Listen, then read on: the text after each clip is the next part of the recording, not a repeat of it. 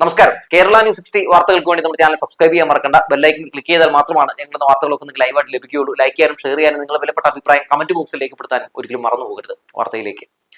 ഛത്തീസ്ഗഡിൽ മതപരിവർത്തനം ആരോപിച്ച് 2 മലയാളി കന്യാസ്ത്രീകളെ അറസ്റ്റ് ചെയ്ത് അകത്തിട്ടിരിക്കുകയാണ്. അതിനെതിരെ അതിശക്തമായിട്ടുള്ള പ്രതിഷേധം ആഞ്ഞടിക്കുന്ന കാഴ്ച നമ്മൾ കണ്ടുകൊണ്ടിരിക്കുകയാണ്.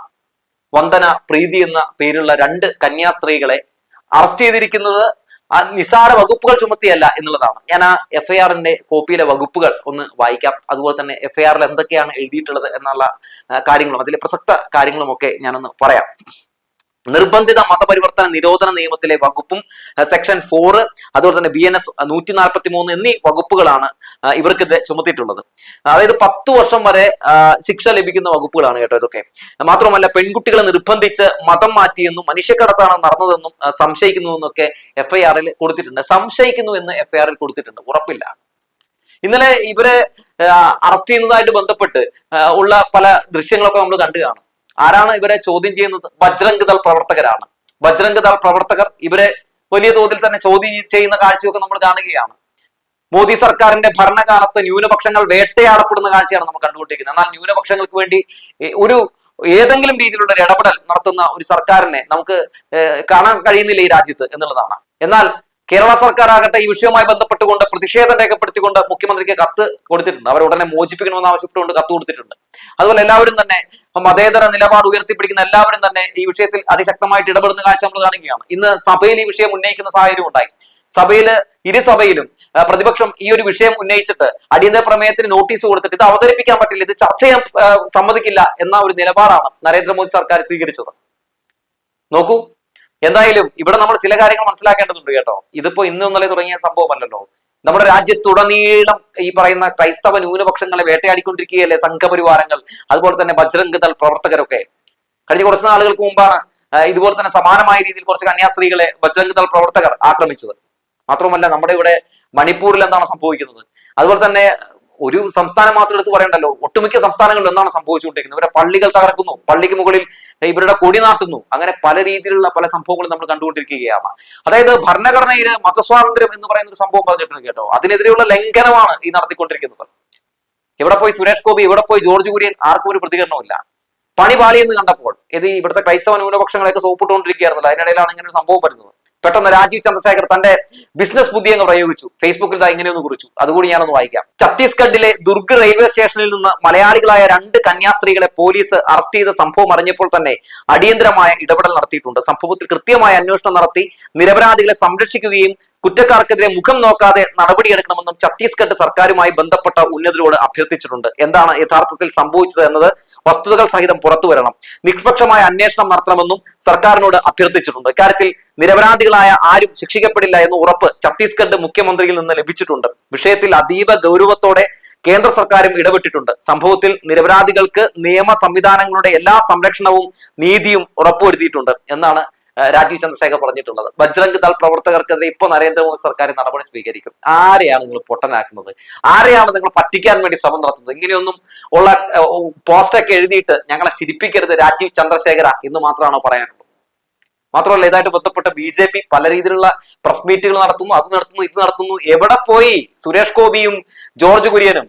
ഇരു സഭകളിലും ഈ വിഷയം ഉന്നയിച്ചപ്പോൾ എന്തുകൊണ്ട് നിശബ്ദതയുടെ കുപ്പായം അണിഞ്ഞു? എന്തുകൊണ്ട് ഈ വിഷയം ചർച്ച ചെയ്യാൻ പറ്റില്ല എന്ന നിലപാട് അവർ സ്വീകരിച്ചപ്പോൾ ചർച്ച ചെയ്യണമെന്ന് എന്തുകൊണ്ട് പറഞ്ഞില്ല സുരേഷ് ഗോപിയും ജോർജ് കുര്യനും? അവർ ഈ കേരളത്തിൽ നിന്നുള്ള മലയാളികളായിട്ടുള്ള ആളുകളാണല്ലോ, കേന്ദ്രമന്ത്രിമാരാണല്ലോ. എന്തുകൊണ്ടാണ് അവർക്ക് മാത്രം ഈ വിഷയത്തിൽ പ്രതികരിക്കണമെന്നുള്ളൊരു ആവശ്യമില്ലാത്തത്?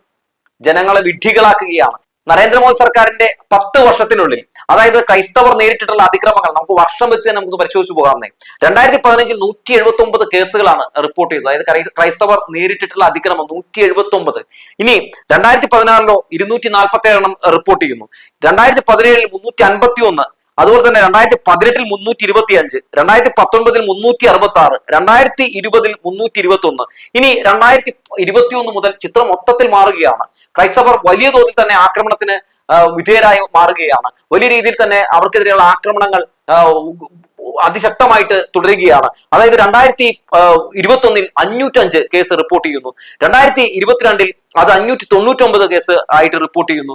2023 734 കേസ് റിപ്പോർട്ട് ചെയ്യപ്പെടുന്നു. 2024 834 കേസ് രജിസ്റ്റർ ചെയ്യപ്പെടുന്നു. നോക്കൂ, എന്ത് രീതിയിലുള്ള ആക്രമണങ്ങളാണ് ഇവർ നേരിടുന്നതെന്ന്, ഈ വിഷയങ്ങളിലൊക്കെ കേന്ദ്ര സർക്കാർ ഏതെങ്കിലും രീതിയിൽ ഇടപെടലുകൾ നടത്താൻ കഴിഞ്ഞിട്ടുണ്ടോ എന്ന് ചോദിച്ചാൽ ഇല്ല എന്ന് തന്നെയാണ് ഉത്തരം. എന്തായാലും ഇന്ന് പാർലമെന്റിന് പുറത്ത് ഇടത് MP-മാരൊക്കെ അതിശക്തമായിട്ടുള്ള പ്രതിഷേധം രേഖപ്പെടുത്തിയിട്ടുണ്ട്. അതായത് ആ വീഡിയോ നമുക്കൊന്ന് കാണാം. ശേഷം ഈ വിഷയത്തിൽ ജോൺ ബ്രിട്ടാസ് MP നല്ലൊരു പ്രതികരണം രേഖപ്പെടുത്തിയിട്ടുണ്ട്. സുരേഷ് ഗോപിക്കും ജോർജ് കുര്യനും പിന്നെ ഈ കലക്കവളത്തി മീൻ പിടിച്ചുകൊണ്ട് ഇവിടുത്തെ അരമനകൾ കയറിയിറങ്ങി നടക്കുന്ന കൃസംഗികൾക്കും സംഘികൾക്കും ഒക്കെ നല്ലൊരു മറുപടി എന്തായാലും ജോൺ ബ്രിട്ടാസിന്റെ പ്രതികരണത്തിലുണ്ട്. അതൊക്കെ നമുക്ക് കാണാം. Secularism! Protect the secularism! Protect the secularism! People want justice! People want justice! People want justice! Justice! Justice! People want justice! Justice! Justice! Protect the minority! പ്രതിപക്ഷം ഇരു സഭകളിലും അടിയന്തര പ്രമേയത്തിന് നോട്ടീസ് നൽകിയിരുന്നു. അത് നിഷേധിക്കാനുണ്ടായത് ബീഹാറിലെ വോട്ടർ പട്ടിക വിഷയവും ഇതെല്ലാം കൂടി സമ്മിശ്രമായിട്ട് പാർലമെന്റിന്റെ തലങ്ങളിൽ വന്നു. ബഹളം മൂലം പാർലമെന്റിന്റെ ഇരുസഭകൾ നിർത്തിവെച്ചു. ഞങ്ങൾ ഈ പ്രതിഷേധവുമായിട്ട് മുമ്പോട്ട് പോകാൻ തന്നെയാണ് തീരുമാനിച്ചിരിക്കുന്നത്. മന്ത്രിമാർക്ക്, പ്രത്യേകിച്ച് ആഭ്യന്തരമന്ത്രി, അതുപോലെ തന്നെ പ്രധാനമന്ത്രി, ഛത്തീസ്ഗഡ് മുഖ്യമന്ത്രി, ഇവർക്കെല്ലാം നിവേദനം സമർപ്പിച്ചിട്ടുണ്ട്. വിവിധ രൂപത്തിലുള്ള പ്രതിഷേധം നടത്തുന്നതാണ്. മാത്രമല്ല CBCA നേതൃത്വത്തോട് പറഞ്ഞിട്ടുണ്ട്. അതായത് അവർക്ക് ഏത് തരത്തിലുള്ള സഹായവും ഞങ്ങളുടെ ഭാഗത്തു നിന്ന് വേണമെന്നുണ്ടെങ്കിൽ അത് നൽകാൻ തയ്യാറാണെന്നുള്ളതാണ്. ഈ ഒരു സംഭവത്തിൻ്റെ വിശദാംശങ്ങൾ നമ്മൾ പരിശോധിക്കുമ്പോൾ ഇത് ഒറ്റപ്പെട്ടൊരു സംഭവമല്ല. കഴിഞ്ഞ കുറേ കാലമായിട്ട് ഉത്തരേന്ത്യയിൽ നടന്നുകൊണ്ടിരിക്കുന്ന ക്രൈസ്തവർക്കെതിരെ, ന്യൂനപക്ഷങ്ങൾക്കെതിരെ, മുസ്ലിങ്ങൾക്കെതിരെ നടന്നുകൊണ്ടിരിക്കുന്ന അക്രമ പരമ്പരകളിലെ ഒരു കണ്ണി മാത്രമാണ്. ഇപ്പം കഴിഞ്ഞ ദിവസം നടന്ന സംഭവത്തിൻ്റെ വിശദാംശങ്ങൾ, ഈ ആക്രമിക്കപ്പെട്ട അല്ലെങ്കിൽ ജയിലിലാക്കപ്പെട്ട 2 കന്യാസ്ത്രീകൾ, ഒരു കന്യാസ്ത്രീ ആലക്കോട്, അതായത് ഉദയഗിരി എന്ന് പറഞ്ഞ കണ്ണൂർ ജില്ലയിൽ നിന്നുള്ളതാണ്. രണ്ടാമത്തെ കന്യാസ്ത്രീ അങ്കമാലി എന്നുള്ളതാണ്. ഒരു കന്യാസ്ത്രീയുടെ വീട്ടുകാരോട് ഞാൻ സംസാരിച്ചിരുന്നു. അപ്പോൾ അവർ നൽകിയിട്ടുള്ള വിവരണം ഞെട്ടിപ്പിക്കുന്നതാണ്. ഇവർ ദുർഗ് റെയിൽവേ സ്റ്റേഷനിൽ നിൽക്കുമ്പോൾ ഒരു റെയിൽവേ TT ആണ് വിളിച്ചു വരുത്തുന്നത്. അതായത് കന്യാസ്ത്രീമാരുടെ കൂടെ സഞ്ചരിക്കുന്ന പ്രായപൂർത്തിയായിട്ടുള്ള ആൾക്കാരാണെങ്കിലും അവരുടെ പേരുകൾ ഒരു ക്രൈസ്തവ നാമവുമായി ബന്ധപ്പെട്ടതല്ല എന്ന ഒറ്റ കാരണം കൊണ്ട് ബജ്രാന്നുള്ള ആൾക്കാരെ വിളിച്ചു വരുത്തിയിട്ട് ഇവരെ എന്താ പറയുക, ഇവർക്കെതിരെ അതിഭീകരമായിട്ടുള്ള അസഭ്യവർഷങ്ങൾ അവിടെ ചുരിഞ്ഞു. മാത്രമല്ല പോലീസ് വന്ന് ഈ അക്രമകാരികളുടെ പക്ഷം പിടിച്ചു. ആ കന്യാസ്ത്രീകളുടെ മുഖം നോക്കുക. അതായത് യാതൊരു പ്രതീക്ഷയുമില്ലാത്ത രീതിയിൽ അവർ നിസ്സഹായകരായിട്ട് തളർന്നിരിക്കുകയാണ്. ഒരു രാജ്യത്തിൻ്റെ ഭരണഘടന അനുശാസിക്കുന്ന അവകാശങ്ങളൊക്കെ ആ കന്യാസ്ത്രീകൾക്കില്ലേ? ആ 3 വ്യക്തികൾ, ആ 3 പ്രായപൂർത്തിയായ സ്ത്രീകളും അവരുടെ സഹോദരനും താണുകയാണ് അപേക്ഷിച്ചു. രേഖകൾ മുഴുവൻ നൽകി, ആധാരം ഉൾപ്പെടെയുള്ളത്. ഞങ്ങൾ സ്വന്തം ഇഷ്ടത്താൽ ജോലിക്ക് പോകുന്നതാണ്. അതായത് ഭരണഘടന നൽകുന്ന റൈറ്റ് ടു പ്രൊഫഷൻ, ഒരു ഏത് വിശ്വാസവും ഉയർത്തിപ്പിടിക്കാനുള്ള അവകാശം. എത്ര മൗലിക അവകാശങ്ങളാണ് യഥാർത്ഥത്തിൽ ഈ ദുർഗിൽ ലംഘിക്കപ്പെട്ടത്? അപ്പോൾ അതുകൊണ്ട് അടിയന്തരമായ നടപടി വേണം. ഈ ഒരു അക്രമ പരമ്പര യഥാർത്ഥത്തിൽ അവസാനിപ്പിക്കേണ്ടതായിട്ടുണ്ട്. BJP നേതൃത്വം കൃത്യമായൊരു നിലപാട് പറയണം. അതായത് കേരളത്തിൽ അരമനകൾ തോറും കേക്കുമായിട്ട് കയറിയിറങ്ങുകയും അതുപോലെ മാതാവിന് കിരീടം സമർപ്പിക്കുകയും മുനമ്പത്ത് തെറ്റായിട്ടുള്ള വാഗ്ദാനങ്ങൾ നൽകുകയും ചെയ്യുന്ന ആൾക്കാർ യഥാർത്ഥത്തിൽ അവരുടെ ഉള്ളിലിരിപ്പ് എന്താണെന്നുള്ള കാര്യം ലോകത്തിന് വെളിപ്പെടുന്നതാണ് ഈ സംഭവത്തിലൂടെ.